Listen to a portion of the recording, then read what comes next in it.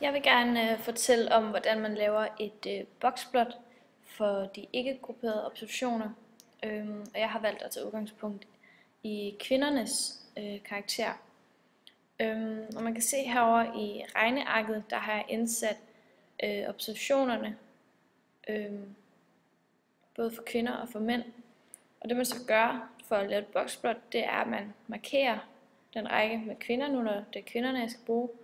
Så trykker man her på enkeltvariabel analyse og trykker analyser.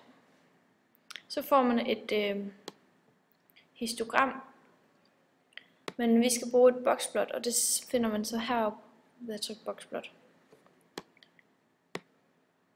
Det man så kan se ud fra boksplottet, det er, at man kan se, at den mindste værdi, det er den streg her, som så viser, at den er -3, hvilket man så kan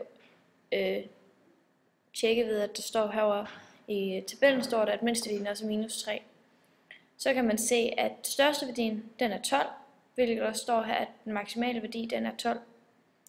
Så kan man ud fra den her streg i midten, det er medianen, og der kan man se, at den er lige omkring 7, og det er også det, der står her, medianen er 7. Så den her streg, der står her, det er det første kvartil, altså efter 25%, som er 4, og det betyder så, at 25% af kvinderne har fået 4 eller derunder. Og den her anden streg herover, det er så tredje kvartil, hvilket betyder 75%. Og det betyder så, at 75% af kvinderne har fået 10 eller derunder. Medianen den fortæller så, at der er 50% af kvinderne, der har fået 7 eller derunder.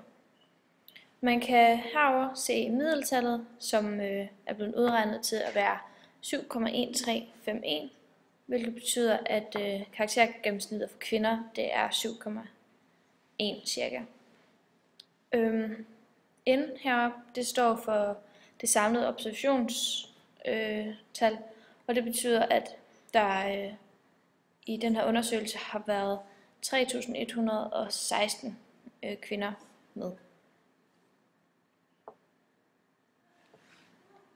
Man kan så lave et tilsvarende boksplot for observationerne med mænd, og så kan man så sammenligne det.